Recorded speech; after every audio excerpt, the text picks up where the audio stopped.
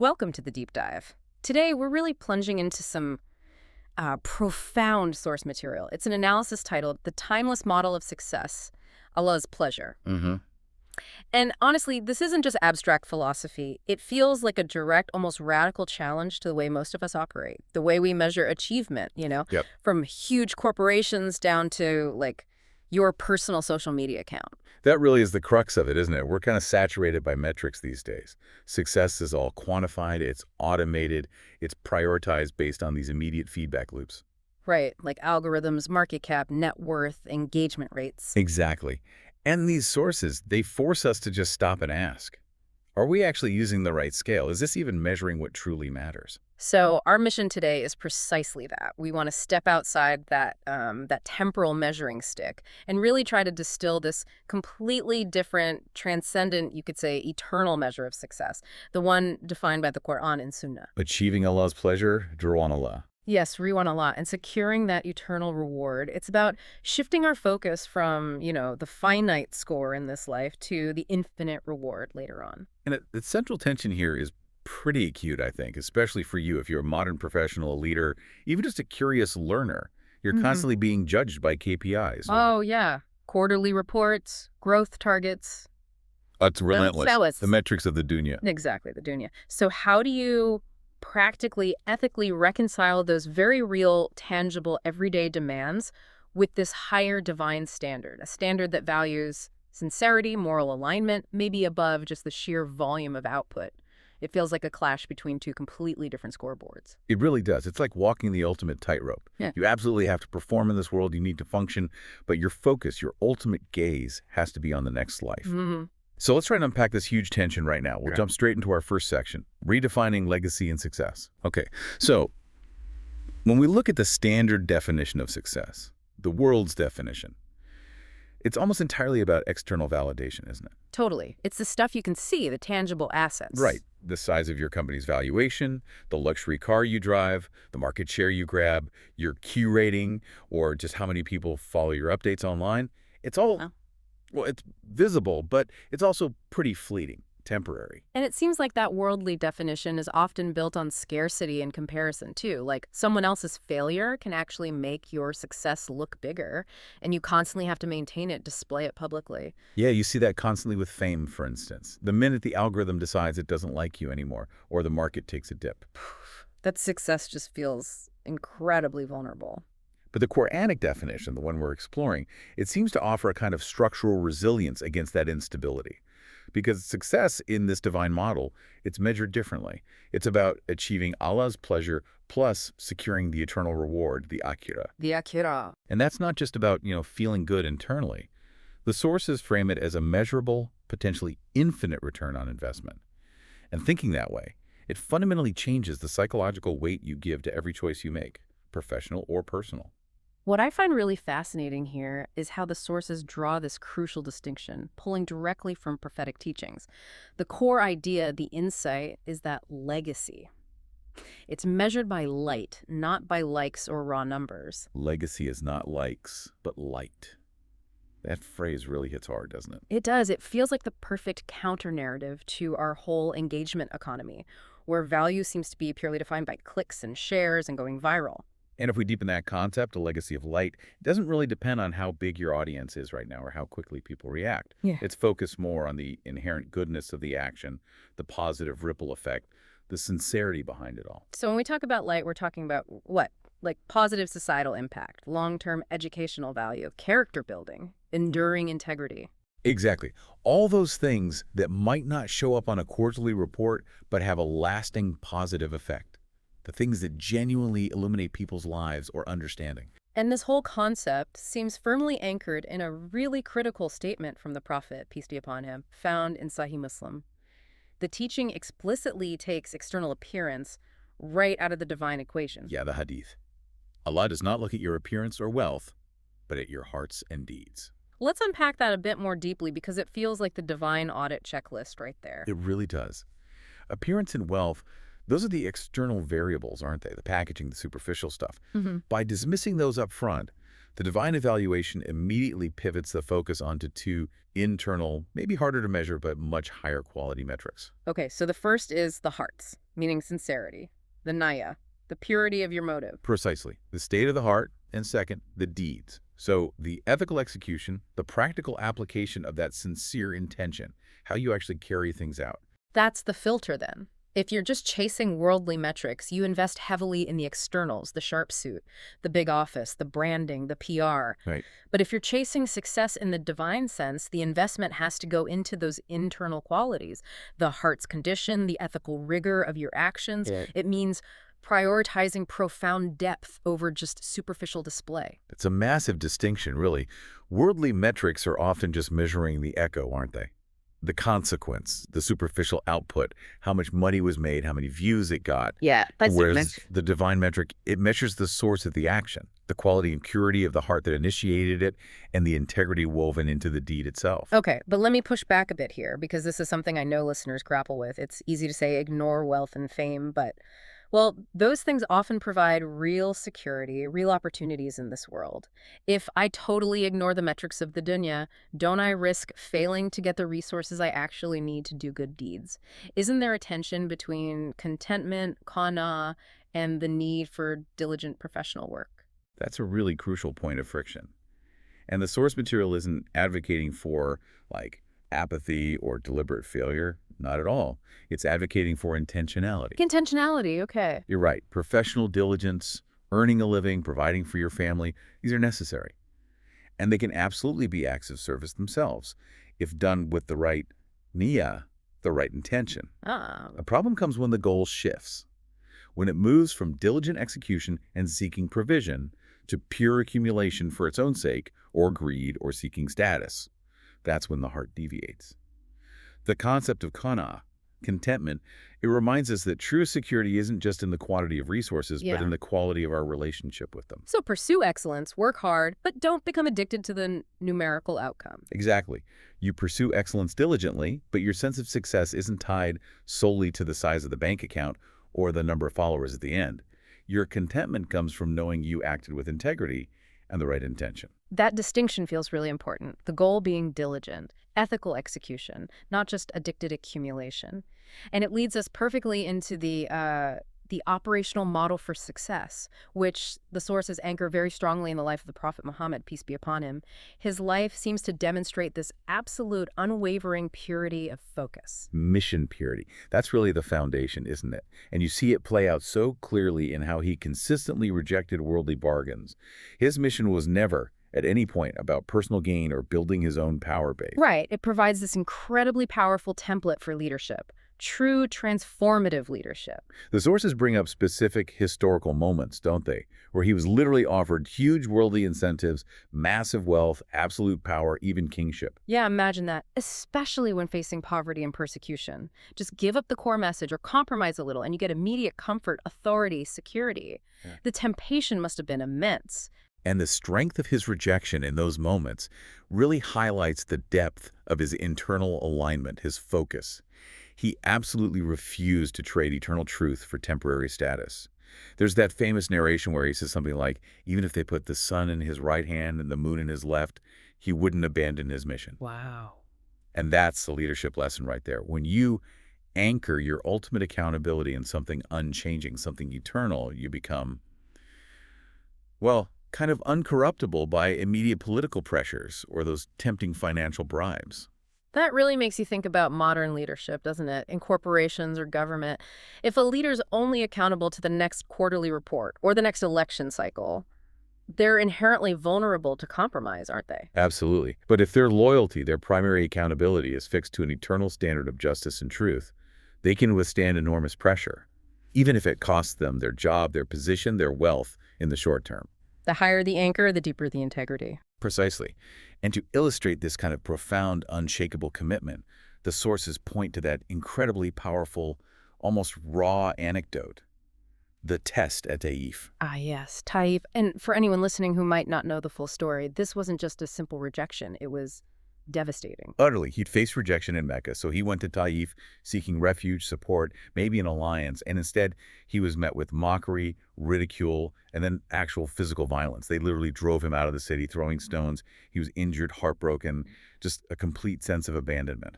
In that moment, such acute, agonizing personal pain and opposition, the natural human reaction would be what? Anger, vengeance, despair, self-pity. For sure. And a leader whose mission was fundamentally about personal status or vindication might have jumped at the chance to punish those who caused such suffering. Yet his response, as the sources analyze it, was the complete opposite. Exactly. The tradition recounts that even when presented with the option, the celestial opportunity to request punishment for his persecutors, the angel of the mountains was apparently ready to act. Right, ready to crush them between the mountains. The prophet, peace be upon him, instead prayed for mercy for them. He asked only that maybe their future generations might find guidance. That's just incredible. It's the ultimate case study in aligned action, isn't it? He explicitly rejects any desire for personal revenge. It shows that even when facing excruciating pain, every single effort, every reaction was still solely focused on Allah's pleasure and that long-term goal of transformation, of guidance. The suffering was real, it was endured, but the reaction chosen was mercy, because that was the action most aligned with his higher ethical mission.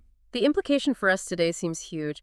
When we face rejection in our careers, professional setbacks, maybe even betrayal in business dealings, where do we anchor our reaction? Do we react from a place of wounded pride, seeking immediate payback or vindication? Or do we try to anchor our response in that larger ethical goal, justice maybe, or transformation, even if it means we have to absorb a personal loss or unfairness? The test at Taif really proves that having that higher anchor allows for extraordinary resilience and, crucially, ethical consistency, even under extreme duress. And this commitment to a higher accountability, proven through the Prophet's own steadfastness, it leads us naturally to the Quranic blueprint for defining what ultimate success actually is. And this blueprint uses a scale that's just radically different from the short-term focus we usually have in the dunya. Right. The sources point to that key verse, the one that really establishes this scale. It's in the Qur'an, Surah Al-Imran. Whoever is removed from the fire and admitted to paradise, he has indeed succeeded. That's it. Verse 3.185. That feels like the ultimate non-negotiable definition of success, doesn't it? Think about the finality of that statement. It implies that all other achievements, all the billions you might amass, all the global fame you might gather, all the political influence you might wield, all of it is rendered, well, ultimately irrelevant if this eternal security isn't achieved. So success on the divine ledger, it's measured by the akhira, the afterlife, eternity, not by the temporary, transient nature of this worldly life, the dunya. The scale is just completely different. This contrast forces an absolutely radical shift in perspective. I mean, in the corporate world, success is measured quarterly, maybe annually. Best case, maybe over a 5-year plan. But in the divine model, success is measured over an infinite timeline. When you suddenly view your entire 30-year career, or even the whole span of human history, through the lens of eternity, those temporal achievements, they start to look incredibly small, like footnotes. And that realization isn't meant to be demoralizing, I think. It's meant to be clarifying. It helps prioritize. Okay, so it clarifies the ultimate goal. But then how do we apply this ultimate metric to the practicalities of modern life? For the professional, the student, the person working day to day? As we said, it's not about just renouncing the world entirely. Exactly. It's about realigning the purpose, the intention, the why behind our actions within the world. Okay, that's the connection point. So professionals need to fundamentally shift their goals. The focus moves away from just hitting corporate KPIs, maximizing profit margins at any cost, hitting sales targets no matter what. Towards focusing on those actions that constitute genuine, sincere service to Allah. The physical act might look the same on the outside. Building a bridge, writing code, treating a patient. But the intention behind it and the ethical way you execute it transforms completely. So the goal shifts from, say, profit maximization to purpose maximization. That's a good way to put it. Ethical execution, genuine service, maybe even upholding justice. These become the new internal key performance indicators. You find yourself constantly asking different questions. Am I being just in this contract negotiation? Am I offering my expertise honestly? Am I building systems that actually benefit people and minimize harm? Or am I just optimizing for extraction? And if you can align your work, whatever it is, medicine, engineering, finance, teaching, art, with that kind of service intention, then the professional work itself can become an act of worship. And that must provide a layer of profound meaning, something inexhaustible, that just hitting a sales target, no matter how big the bonus, probably can't offer in the long run. It totally changes the definition of productivity, too. It's no longer just about how many units you shipped or how much data you processed. It becomes about how ethically and sincerely you ship those units or process that data. That meticulous ethical rigor, that care, that's what accrues weight on the eternal scale. So the pursuit of excellence, what the sources call isan in this worldly life, the dunya, is directly linked to success in the next life, the akhirah. Precisely. They are interconnected through intention and ethical action. Okay, so we've established this, well, ancient, timeless model of success rooted in divine pleasure. Now we have to bring it right into the present day and confront it with maybe the most modern and potentially challenging context, the AI era. Yeah, this era feels defined by an acceleration of that modern trap of metrics we were talking about. It really does. We're just drowning in quantifiable outputs, aren't we? GDP growth, stock prices, user engagement hours. And these systems, these metrics, they are powerful, no doubt. But they're all, fundamentally, algorithms designed to measure very narrow, often short-term definitions of success, usually tied to growth or consumption or raw efficiency. And the rise of advanced AI just seems to compound this problem exponentially because algorithms, by their very nature, are designed to optimize performance for these narrow, often quite superficial goals, getting more clicks, maximizing immediate engagement time, providing quick satisfaction. They excel at efficiency, that's their strength. But they often deliberately, or maybe just inherently, ignore the deeper ethical considerations, the depth needed for, say, human character development or long-term societal well-being. This is exactly where that prophetic countermodel we discussed becomes so vital, almost like an essential moral compass for navigating this new terrain. Because that model centers entirely on meaning, on sincerity, on the overarching ethical purpose. It relentlessly forces us to ask why we are doing something, what's the intention, not just how efficiently can a machine automate this task. The critical distinction the sources seem to make is that metrics, on their own, are inherently misleading if they aren't anchored in ethical values and a higher purpose. A metric can tell you what is performing well according to its limited definition. But it's utterly incapable of telling you if that performance is actually morally good or just or worthwhile from a deeper divine perspective. Think about algorithmic bias, which is a huge issue right now. Right. An AI designed for hiring might hit amazing optimization rates, a metric of pure efficiency. But in doing so, it might inadvertently amplify existing societal biases against certain groups, leading to deeply unjust hiring outcomes. So the metric efficiency looks great on the dashboard. Exactly. The metric is satisfied. Yeah. But the fundamental standard of justice, of fairness, of integrity that's violated. This leads to that deep reflection in the source material about AI's core function. It stresses that algorithms are typically built to optimize for clicks, not character. Yeah, that's a powerful line. They're designed to exploit our attention spans, our consumption habits, maybe even our anxieties. They're not generally designed to foster virtues like integrity or patience or compassion. And that just highlights the vital, irreplaceable need for human intention, guided by divine purpose, to override purely technological efficiency whenever moral alignment is at stake. Absolutely. If the data suggests that maximizing profit requires, say, manipulating user behavior in a harmful way, or compromising data privacy beyond ethical bounds, the individual anchored in seeking divine pleasure must reject that efficiency calculation. Even if it means a short-term financial hit. Even then, because the accurate metric, the eternal one, outweighs the quarterly report. We have to consciously maintain control over the why. If we just let the metrics and the tools like AI that optimize for them dictate our morality, we risk optimizing ourselves right out of our own integrity, don't we? That's the danger. The prophetic model forces us to use integrity, truth, justice as the ultimate control variables. The primary question isn't, is this the most efficient path? But rather, is this path aligned with service, with justice, with truth? And if the answer is no, then the data, the efficiency gains, they become irrelevant from that higher perspective. It acts as the ultimate check against just being consumed by this relentless, often dehumanizing drive for optimization at all costs. Exactly. Meaning and purpose are what prevent our powerful tools from becoming our masters. They force us to ensure that the systems we build, the technologies we deploy, actually serve humanity's highest ethical ideals, not just its basest impulses or consumption habits. Okay, we've discussed the philosophy, the history, the modern challenges, but it's crucial, especially for you listening, for the learner, to bring this down to earth. How do we move from these, frankly, quite high ideals to tangible daily practices? How do we ground this radical redefinition of success in the reality of a busy, often metric-obsessed modern life? That's key. And the first, maybe the most foundational practice the sources emphasize, is harnessing the power of Naya, conscious intention. Yeah. This is the simple yet incredibly profound practice of deliberately setting a pure intention before you start any act, even routine, mundane activities. The idea is to transform them into acts of worship, acts that actually count towards that eternal metric we've been discussing. So this is more than just a fleeting thought. It's like a deliberate mental check-in, a mini audit before you act. Exactly. Before you walk into that demanding client meeting, or before you sit down to meticulously go through your finances, or even before you tackle something seemingly simple like cleaning the house or studying for an exam, you consciously pause and set the intention. And that intention needs to clarify how this specific action serves a higher purpose. Precisely. So, managing your finances isn't just about accumulating wealth or balancing the books.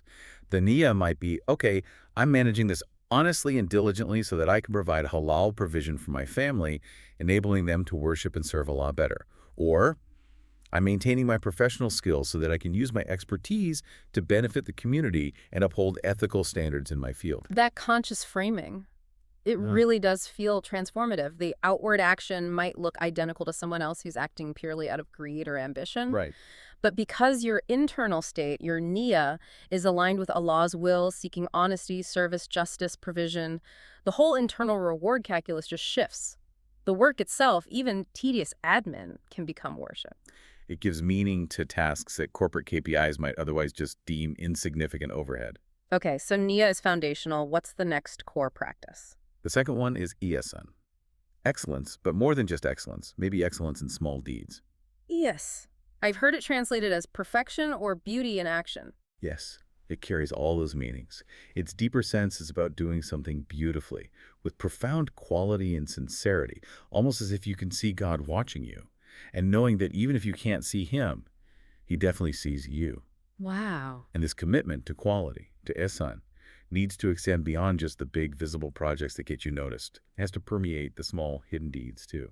So applying that same meticulous attention to detail, that same sincerity to the things that maybe no one else will ever see or appreciate, except perhaps the divine. Exactly. If you're a software developer, it means writing clean, ethical, well-documented code, even when you're not under immediate deadline pressure, and maybe no one will check that part.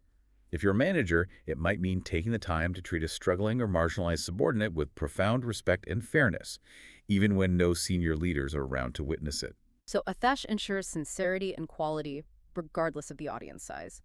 That feels like a direct counter to the superficiality we sometimes see today, where people pour massive effort into the publicly visible stuff, the presentation, the social media post. And then cut corners on the things done in private.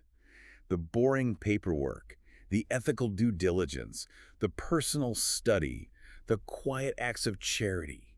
ihsan demands quality and integrity everywhere because your ultimate audience is eternal and ever-present. Let's try and ground this in a really tough, common scenario. Imagine you're a professional dealing with a genuinely difficult colleague, maybe someone quite toxic or obstructive. Your corporate KPI might just be deliver the project on time, which might tempt you to just sideline or undermine that difficult person to get it done faster. How would Nia and Ihsan apply there? That's a great realistic example. The Naya first. Your intention would need to shift from just get project done to something like, I intend to treat this colleague justly and with patience, aiming to uphold the command of kindness and professional integrity, even though they're making it difficult. You're setting an intention to manage your own reaction according to higher principles. Okay, so the intention is about controlling your response, aiming for justice and patience. Right. And then the ihsan, the excellence, comes in the execution of that patience. It would demand excellence in how you respond, maybe choosing measured calm over reactive anger, choosing clear communication over gossip, choosing fairness even when provoked. Yeah. You are essentially perfecting your own character through that difficult interaction by choosing the virtuous path, regardless of how hard it is or whether anyone else notices or appreciates it. That reframes difficult relationships as opportunities for spiritual growth almost. In a sense, yes. And finally, the sources highlight what they call the twin anchors. These are essential for sustaining this focus on divine pleasure amidst the inevitable chaos and challenges of the dunya. The twin anchors. Okay, what are they? Gratitude, shukr, and patience. Ah, shukr nabr. Gratitude shukr acts like an internal regulator. It helps prevent the heart from becoming consumed by greed or constantly chasing the next bigger, better worldly marker of success. By consciously, actively appreciating the blessings you do have, your health, your family, your skills, your faith, you kind of inoculate yourself against that disease of constant comparison and endless wanting. It keeps you grounded in what truly matters. Exactly. And patience, Abra, that's the resilience mechanism. It's what keeps you steady during setbacks, failures, opposition, like the prophet at Taif. It allows you to maintain your focus on Allah's pleasure and the long-term mission, preventing despair or deviation when immediate results aren't positive or when things get tough. So gratitude anchors you in contentment during good times, and patience anchors you in resilience during hard times. Beautifully put. Those twin anchors provide the essential emotional and spiritual framework needed to stay consistently aligned with seeking divine pleasure, day in and day out. This whole deep dive exploring these concepts, it really brings us back to that fundamental question. If we actually manage to make this shift, moving from a purely metrics-driven life to one truly anchored in meaning, sincerity, niyyah, ihsan, what's the ultimate nature of the legacy we leave behind? What does that look like? Well, the sources argue that the true nature of a lasting legacy, if we look at the prophetic model again, it wasn't initially founded on, impressive statistics or huge armies or vast territories. Right, the early Muslim community in Mecca was small, often persecuted. Exactly. The success, the foundation, was built almost entirely on transformed hearts. It started with a relatively small group of individuals who underwent a profound internal shift, changing their fundamental character, their core priorities, their entire internal alignment towards Allah. So it wasn't about the sheer quantity of initial followers or the immediate viral reach of the message. It was about the quality, the sincerity, the unwavering devotion of that core group. Precisely. And the sources emphasize that the reason those companions were later able to successfully carry the message across continents wasn't just down to military strategy or political maneuvering, although those things played a role. The deeper reason was that the foundational mission itself was purely Allah-centered. It was completely devoid of personal self-aggrandizement or, tribal or nationalistic ambition for the Prophet himself. That purity of purpose, that focus only on Allah's pleasure, that's what created an enduring impact. It seems so. Think about it. If the mission had been centered around the Prophet's personal fame or acquiring wealth, the very things he explicitly rejected likely would have fractured and faded pretty quickly after his death, wouldn't it? Because it would have been tied to a single mortal leader. Yeah, it becomes a personality cult that dies with the person. But because it was centered on an eternal divine standard, on timeless principles, the light, that guidance, that transformation, it continued to guide and transform others long, long after that first generation had passed away. That poses a really powerful challenge to how we view modern leadership, doesn't it? We tend to define successful leaders almost purely by the quarterly earnings they deliver, or the immediate surge in stock price they create, or the number of votes they win. Very transient metrics. Very transient. But this model suggests the ultimate goal for leaders, and really for all individuals, should be to focus on creating an impact that endures beyond death, that eternal impact, not just chasing the temporary applause or a fleeting climb up the rankings. So with every major decision, whether personal or professional or societal, we have to ask ourselves, are we building something that contributes positively to the long-term moral and ethical landscape? Or are we just optimizing the current machine for more short-term consumption and profit? A legacy of light. What does that look like in practice today? Is it building institutions that promote justice? Is it mentoring others with integrity? Is it creating knowledge that benefits humanity? It could be all of those things. It's about leaving behind something that guides future generations towards truth, justice, compassion, ethical living, something that holds its value regardless of the next technological disruption or market crash. Yeah. It's fundamentally built on character, integrity, and sincere service, not just clicks, profits, and immediate consumption. It really feels like the difference between leaving behind, say, a massive but ultimately perishable digital footprint and leaving behind a living, enduring source of sincere guidance and positive influence. That's the lasting difference, isn't it? Between leaving just numbers and leaving light.